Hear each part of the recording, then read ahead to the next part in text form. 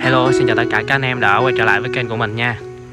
Thì sáng ngày hôm nay mình đang đi thu hoạch rong và ốc táo ha anh em, để mà mình bổ sung vào trong cái hồ của mình á. Thì đây là phía sau trại mới của mình ha anh em. Còn bên này nè, bên này là trại cũ của mình ha. Đó, ngày hôm qua mình bận không ra video được ấy, là tại vì mình dọn những cái khay này nè anh em. Mình cho nó thành một dãy hết ha. Rồi mai mốt mình thả cá mình sẽ quay cho anh em xem. Còn giờ thì mình sẽ tiến hành đi thu hoạch rong ở bên cái khu trại mới này ha anh em. Đây là sau lưng của khu trại mới. Khi trước thì mình có nuôi bo ở trong những cái thùng này nè, nhưng mà giờ mình chuyển nó thành những cái thùng rong ha. Và còn bo thì mình sẽ nuôi nó qua hai hồ này. Đó, cái hồ có cái bạc đen này che nè, với lại cái hồ lớn này ha. Thì ở đây mình sử dụng cái rong đuôi chó ha anh em. Đó, rong này để ngoài trời nên rất là tươi tốt luôn ha, nó phát triển rất là ghê. Rồi giờ mình sẽ thu hoạch những cái rong này vô trước đã ha anh em. Rồi thì mình sẽ ngồi mình nói với anh em những cái công dụng mà cái rong và cái ốc táo này nó mang lại ha anh em. Ở đây thì mình thu hoạch thì mình không có ngắt đến tận gốc ha anh em. Mình chừa lại khoảng từ cái gốc lên đó, khoảng cỡ 5 phân ấy, để cho cái rong nó mọc và phát triển trở lại ha. Đây, những cọng rong anh em nhìn nó rất là đã luôn nè,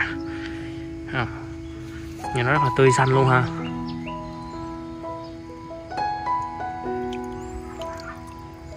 Này mình sẽ xếp nó gọn gàng để tí nữa mình sẽ bỏ vào hồ cá cho nó đẹp ha anh em.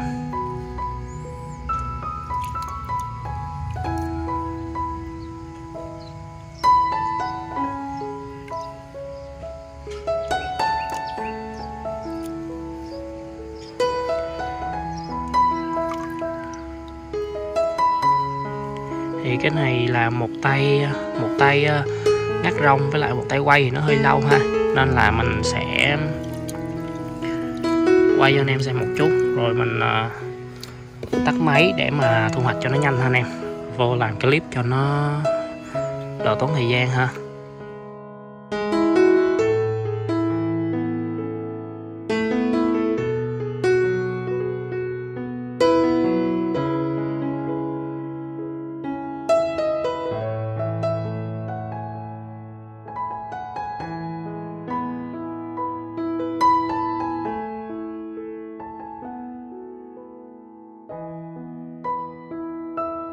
Những cái hồ cũ thì nó vẫn còn bo nha anh em. Đó, bo nè. Đấy, những con bo nó rất là béo luôn ha anh em.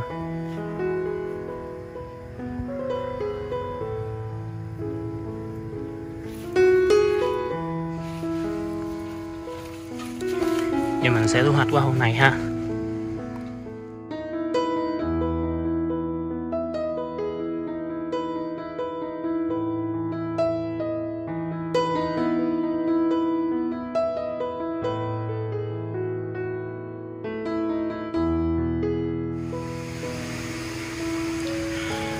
Rồi ok, mình đã thu hoạch rong và ốc xong rồi ha anh em. Này là rong đuôi chó ha. Còn bên này là ốc táo. Giờ mình sẽ tiến hành rửa cái rong này đi. Sau đó mình sẽ cắm vô trong cái cục sứ và thả xuống hồ cá ha anh em. Mình có thể cắm vô sứ hoặc là mình thả nó nổi cũng được ha. Giờ mình sẽ đi rửa cái rong này. Rong này rong non nên nhìn cái màu rất là đã ha anh em.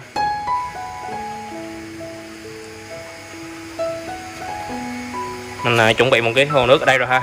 Hồ này để rửa rong nè. Cái này mình rửa là để cho nó ra bớt những cái bụi bặm nó đóng ở trên cái rong ha anh em. Và những cái con ốc hại nè, nó rất là nhiều ha. Mình rửa vậy nó sẽ rớt ra bớt nè. Đó, anh em nhìn cái rong rất đã ha.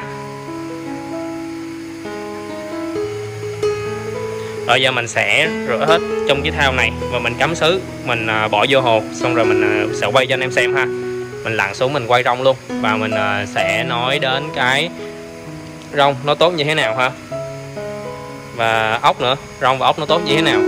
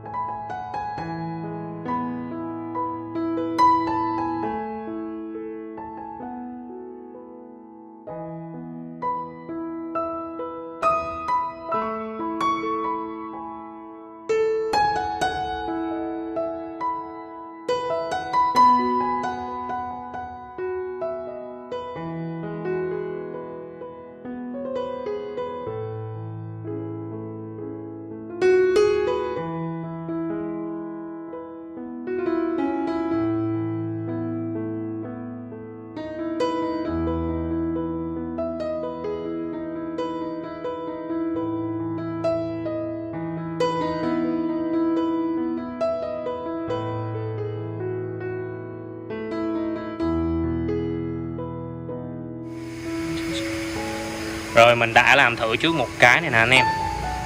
Đó, khi mà mình bỏ vô cục sứ thì nó như vậy ha.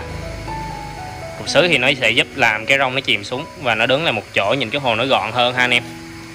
Giờ mình sẽ thả một cái vô đây cho anh em xem trước nè. Rồi tí nữa mình sẽ lặn xuống mình quay nha.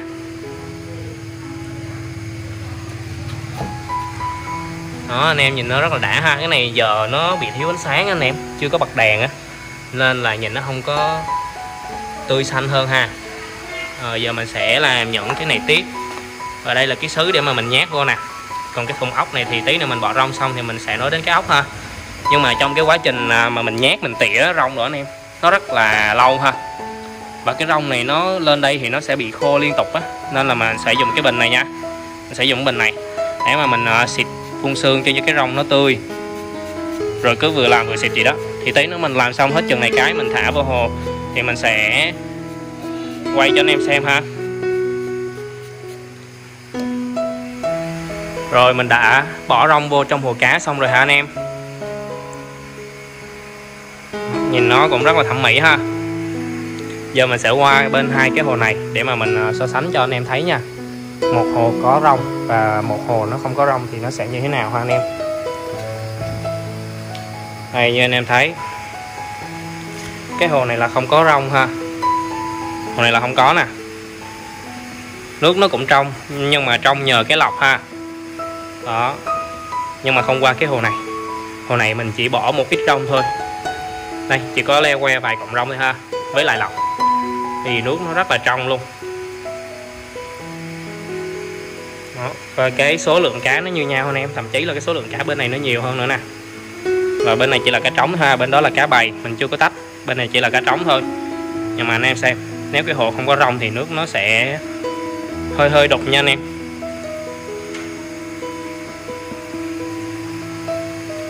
Đó, đây là cái mà mình để lại mình so sánh nè, nên là mình chưa có bỏ rong ha. Chứ còn bên hồ bên này thì mình bỏ rong rồi nè.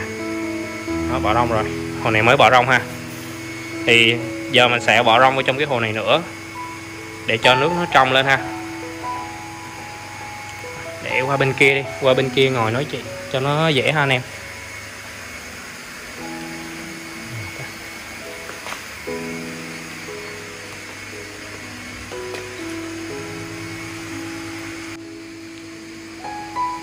Rồi giờ mình sẽ nói sơ về cái nguồn gốc của cá bảy màu ha anh em.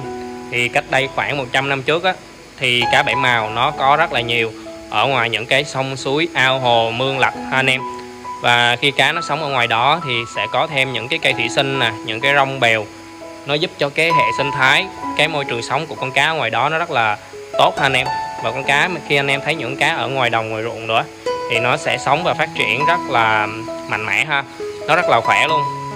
Đó, nếu mà bây giờ mình nuôi á, mà mình áp dụng con cá theo một cái môi trường công nghiệp á, thì mình nghĩ sẽ không phải là cái môi trường tốt nhất để cho con cá nó phát triển ha. Đó, và giờ thì mình sẽ bổ sung thêm rong vào trong cái hồ cá của mình nè. Cái này thì mình đã dùng rong từ rất là lâu rồi. Mình nuôi được khoảng 3 năm thì mình dùng rong từ cái thời đó tới bây giờ luôn á. Mà tại là lúc trước á, mình trồng rong nó chưa lên kịp á, nên là mình chưa có sử dụng cho những cái hồ này ha. Đó, mình chỉ bỏ le que vài cọng thôi. Còn bây giờ thì mình sẽ bỏ mỗi hồ là một bó nhỏ nhỏ vậy á, để cho nó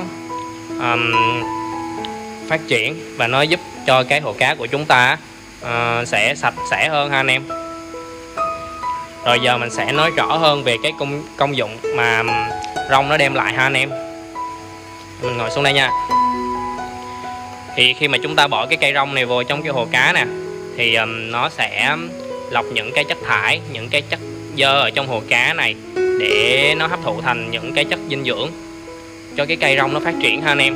Và đồng thời khi đó nó cũng thải ra những cái oxy và một số cái lợi khuẩn để giúp nước nó ổn định nè. Và cái rong này mình cảm thấy nó rất là quan trọng trong cái việc nuôi cá ha anh em. Anh em thấy nước nó rất là trong luôn.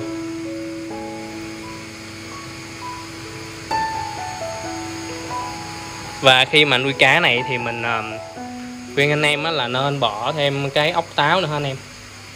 Để mình lấy nha. Đây là cái số ốc táo mà mình mới bắt được bên cái hồ, bên cái khu nuôi cá cũ của mình ha. Đó, những con ốc này thì nó cũng có rất là nhiều màu.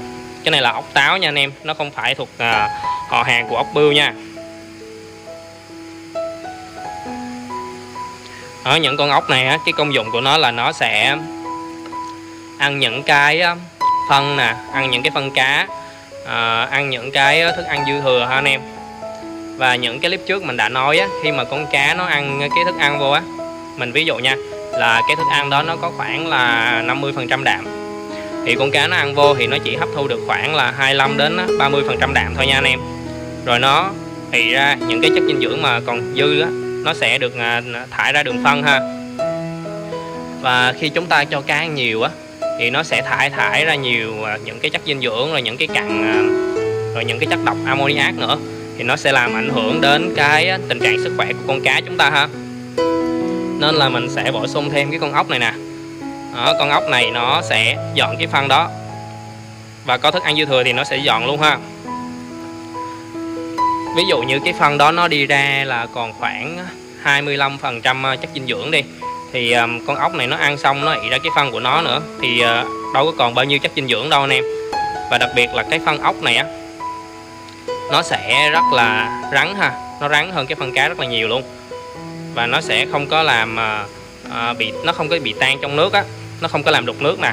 Đó, cái con ốc này rất là hay ha. Thì ở đây mình thấy những cái hiệu quả thì mình chia sẻ cho anh em thôi, chứ không phải là mình BR những cái ốc táo hay là những cái rong đuôi chó này để mà mình bán hàng ha. Mình thấy nó hiệu quả thì mình chia sẻ ha.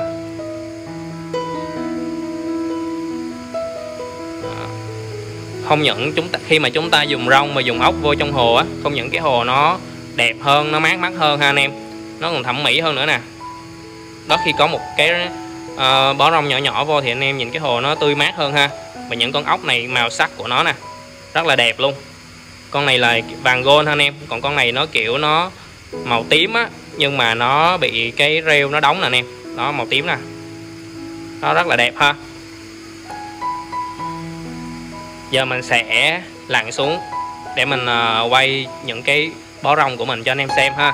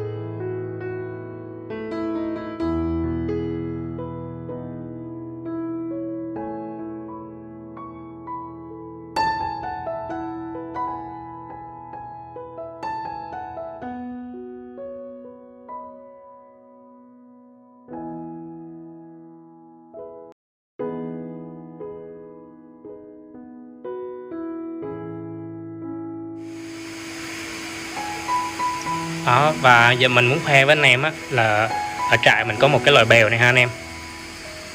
Có một cái loài bèo này, nó sống mà không cần ánh nắng mặt trời ha anh em. Nó chỉ cần có ánh sáng bình thường là nó đã sống được. Và cái loại này nó sống được ở trong nhà ha. Đó, anh em nhìn cái rễ của nó, thả thủy sinh cũng rất là đẹp ha. Và cái bèo này là nó to hơn cái bèo tắm nha anh em. Nhưng mà nó chỉ tới đây thôi ha, nó không có to nữa. Đó, mình thấy nó rất là đẹp. Và cái màu của nó rất là tươi ha anh em. Cái màu nó rất là tươi. Để mình lấy cái này ra nè. Đó, cái màu của nó rất là tươi nha. Đó, anh em nào cần thì mình sẽ tặng cái loại bèo này cho anh em nha. Thì cái bèo này thì nhà mình cái bên khu trại cũ á, nó cũng có rất là nhiều. Đó, nhìn rất là đã luôn ha. Cái này mà thả vô cái hồ đen nữa anh em, nhìn nó rất là đẹp ha. Đó, như mình thả vô cái hồ đen nè. Khi nãy mình chia sẻ là nên bỏ ốc táo, nhưng mà mình chưa nói là một cái hồ thì chúng ta sẽ cần bỏ bao nhiêu con ha. Thì đối với cái hồ mà như cái thùng xốp của mình nè, đó, như cái thùng xốp của mình nha, thì cái thùng này là 55, 35 với lại cao 30. Thì mình nên thả ít nhất là 2 con ốc táo nha anh em, để cho nó dọn dẹp cái hồ mình luôn sạch sẽ ha.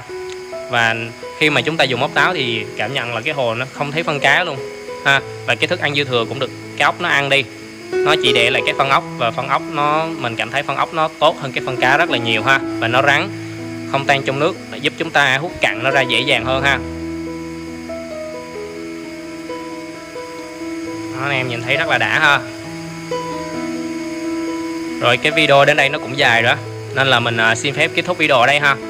Và cái video này mình chỉ muốn nói đến với anh em là chúng ta hãy nên nuôi cá theo cái kiểu tự nhiên một tí ha, chứ đừng có nuôi công nghiệp quá thì con cá nó sẽ không có phát triển hết cái khả năng của nó ha anh em. Mình là Đại Gappy, người truyền cảm hứng, chia sẻ đam mê đến cho tất cả các anh em. Rồi cảm ơn tất cả các anh em đã xem hết video của mình. Anh em nhớ đăng ký kênh để mà theo dõi những video sau nha. Bye bye, xin hẹn gặp lại anh em.